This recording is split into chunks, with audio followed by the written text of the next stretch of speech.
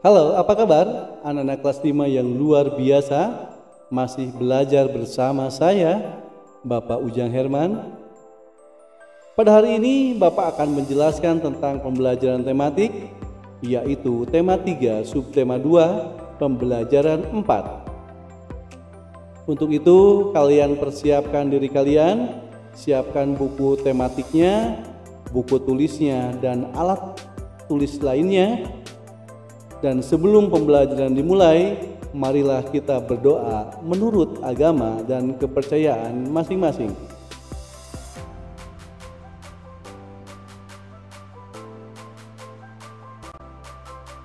Baik, anak-anakku yang terkasih, akan Bapak bacakan dulu tujuan pembelajaran yang harus dicapai hari ini. Yang pertama, dengan menuliskan alasan mengapa orang-orang yang memiliki perbedaan seperti perbedaan agama, suku, bangsa, usia, dan pekerjaan dapat saling membantu dan saling bekerja sama, dan menceritakan gambar yang disajikan. Siswa menceritakan dan memberikan contoh keanekaragaman adat istiadat di lingkungan sekitarnya. Yang kedua, dengan mengamati lingkungan sekitar, siswa mengidentifikasi dan melaporkan aktivitas masyarakat serta dalam upaya pembangunan sosial budaya Indonesia. Dan yang ketiga, dengan mengamati iklan, siswa menyebutkan dan menyajikan kata kunci dari paparan iklan elektronik yang diamatinya. Baik, kalian sudah siap? Mari kita mulai pembelajarannya. Masih ingatkah kamu dengan gambar aktivitas pasar di atas? Di samping ini, ya. Pada pembelajaran sebelumnya, pembelajaran 3. Ingat ya? Oke. Menarik untuk dicermati bahwa dalam kehidupan kita sehari-hari, kita dikelilingi oleh orang-orang yang memiliki begitu banyak perbedaan. Akan tetapi semuanya saling bekerja sama. Tuliskan alasan-alasan mengapa orang-orang yang memiliki perbedaan seperti perbedaan agama, suku, bangsa, usia, dan pekerjaan dapat saling membantu dan bekerja sama. Ya. Di sini kamu dapat menuliskan alasanmu dan juga menanyakan kepada teman-teman yang lain, atau mungkin kepada kakak boleh, kepada orang tua kamu boleh, kepada adik kamu juga boleh, ya. Tuliskan semuanya dalam kotak-kotak di bawah ini. Nah, di situ sudah ada contoh di buku kalian. Menurut pendapatku, semua orang dapat saling bekerja sama sekalipun berbeda agama, suku, adat istiadat, dan pekerjaan untuk memenuhi kebutuhan hidup bersama. Oke, masuk akal ya. Nah, ini Bapak berikan contoh juga.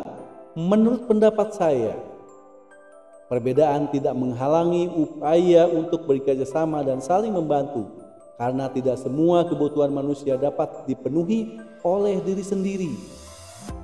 Pada dasarnya manusia adalah makhluk sosial yang selalu membutuhkan manusia yang lain. Nah, di situ masih ada beberapa, silahkan kalian tanyakan pendapatnya. Kepada kakak sekali lagi boleh, kepada orang tua boleh, mungkin kepada adik kalian. Siapa tahu, ya. Baik. Nah, di sini ada beberapa gambar, ya, tentang tarian dan budaya daerah, ya. Di situ ada beberapa gambar, 1, 2, 3, mungkin ada Pulau Indonesia di situ, jadi 5 gambar. Apa yang kamu lihat dari beberapa gambar tadi, ya? Apakah hubungannya semua gambar tersebut dengan gambar pada peta Indonesia? Jelaskan. Baik, Bapak akan berpendapat seperti ini. Pada gambar di atas menunjukkan bahwa Indonesia adalah negara yang memiliki keberagaman. Dalam hal ini, keberagaman budaya unik dan indah yang dimiliki setiap suku bangsa yang hidup di Indonesia. Mungkin kalian punya pendapat lain. Ya, ini hanya contoh saja, ya. Nah, bangsa Indonesia memiliki sebuah semboyan yang luar biasa, yaitu Bhinneka Tunggal Ika. Bhinneka Tunggal Ika memiliki arti berbeda-beda tetapi tetap satu tujuan. Bahwasanya sekalipun di Indonesia terdapat begitu banyak suku, agama, ras, adat istiadat, bahasa dan lain-lain, semuanya bersatu sebagai saudara, sebangsa dan setanah air. Perbedaan dan keanekaragaman yang ada justru menjadi sebuah kekuatan yang pada akhirnya memperkaya sifat budaya bangsa Indonesia dan lebih memperkuat persatuan dan kesatuan bangsa. Nah, kita akan menjawab pertanyaan-pertanyaan yang ada dalam latihan tersebut, ya. Apakah yang dapat kamu simpulkan dari bacaan di atas? Berikan pendapatmu. Nih, pendapat Bapak begini, ya. Mungkin kalian bisa punya pendapat lain. Berdasarkan bacaan tersebut, Indonesia memiliki banyak keberagaman. Perbedaan dan keanekaragaman yang ada justru menjadi sebuah kekuatan yang pada akhirnya memperkaya sifat budaya bangsa Indonesia. Meski berbeda-beda, tetapi tetap satu tujuan seperti semboyan Bhinneka Tunggal Ika. Yang kedua, berikan contoh-contoh kegiatan yang dapat kita lakukan atau mungkin sudah kamu lakukan untuk mendukung keberagaman sosial di lingkungan sekolah. Kira-kira apa saja ya contohnya? Berikan contoh ya. Membagi jadwal pikir secara adil, ya. Yang kedua, bekerja kelompok walaupun anggota kelompok berasal daerah dan suku yang berbeda dengan kita. Tetap berteman dengan teman yang berbeda ras, suku, agama dengan kita, ya. Nah, ini sudah dibuktikan Bapak lihat pada kehidupan sehari-hari pada saat kita belajar di sekolah. Di dalam kelas itu terdiri dari berbagai macam. Dilihat dari agama, ada yang agama Katolik, agamanya Buddha, ada agama yang Islam, tapi kita bisa berteman. Ada yang berasal dari suku Batak, ada yang berasal dari suku Sunda, ada yang berasal suku Jawa dan lain-lain, tetapi kita satu, ya, satu saudara, ya. Sudah kalian buktikan, ya, tentang makna Bhinneka Tunggal Ika. Dengan keberagaman, manusia dapat saling kerjasama dan bahu-membahu untuk memenuhi kebutuhan hidupnya, baik secara ekonomi, sosial, maupun budaya. Beragam profesi pun berkembang dan mendukung pemenuhan kebutuhan hidup. Bahasa Indonesia yang dipergunakan juga merupakan satu contoh hal yang menjembatani perbedaan sosial dan budaya yang terdapat dalam masyarakat Indonesia.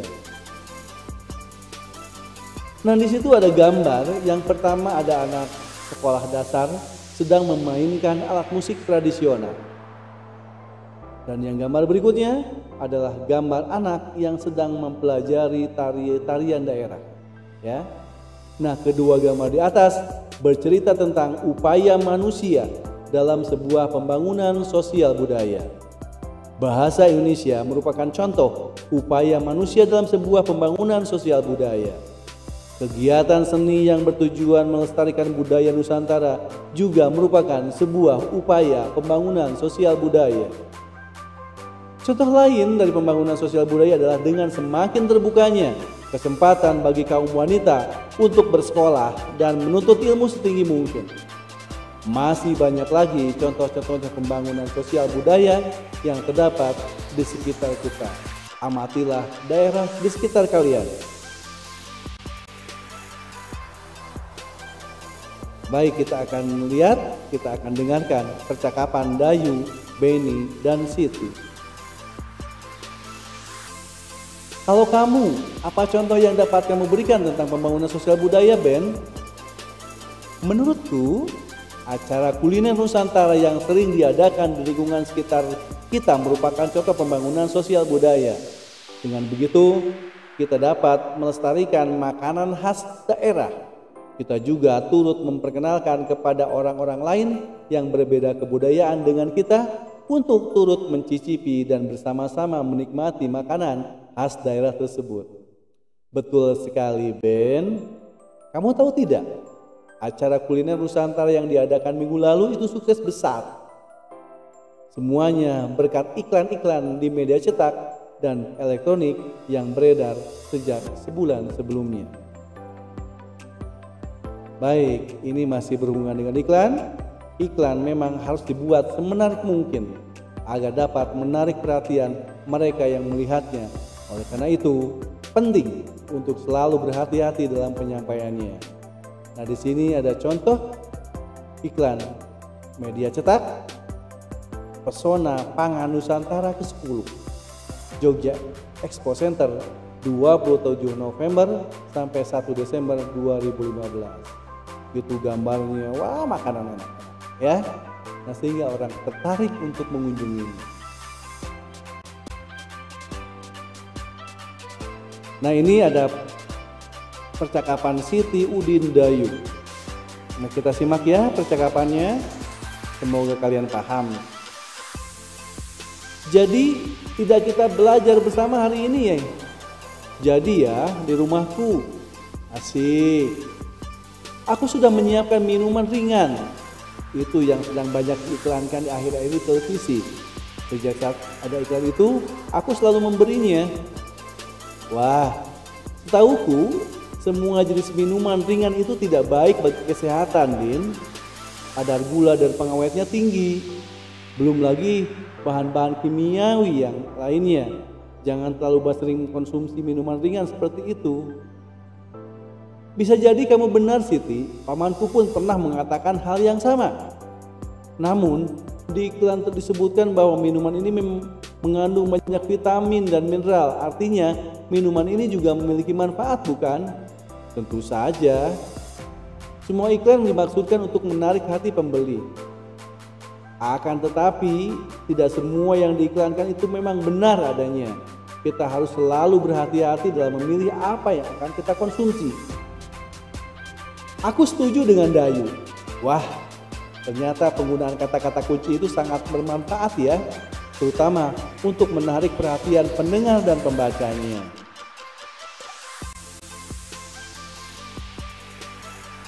Nah, infus water atau spa water atau dalam bahasa Indonesia disebut dengan air infus yang sedang menjadi tren kesehatan yang baru di luar negeri. Kini air infus juga merebak sampai di Indonesia.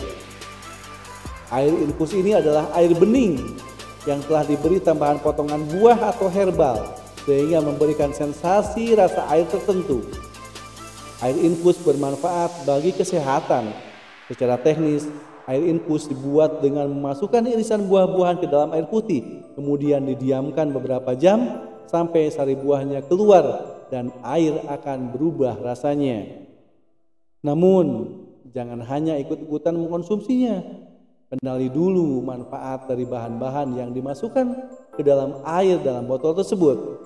Dengan mengenali manfaat dari bahan-bahan yang kita gunakan, kita dapat memperoleh lebih banyak manfaat yang sesuai dengan kebutuhan tubuh kita.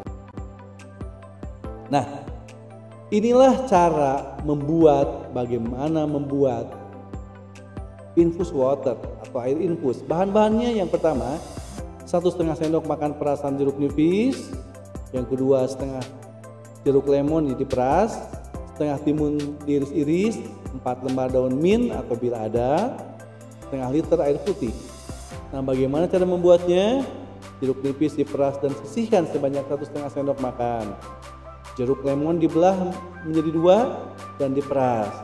Masukkan semua bahan ke dalam botol kaca berukuran 1 liter. Kemudian tutup rapat dan diamkan di lemari pendingin semalaman. Minuman berenergi siap dikonsumsi pada keesokan harinya. Seger ya kira-kira. Baik, sebelum kita mengakhiri pembelajaran ini, mari kita renungkan. Apakah menurutmu hal-hal yang kamu pelajari ini berguna bagi kehidupanmu? Coba jelaskan ya, yang menurut kamu berguna untuk kehidupan kamu. Baik, anak-anakku yang terima kasih atas perhatiannya. Semoga pembelajaran ini dapat bermanfaat. Mohon maaf apabila ada kesalahan dan kekurangan. Terima kasih dan selamat belajar.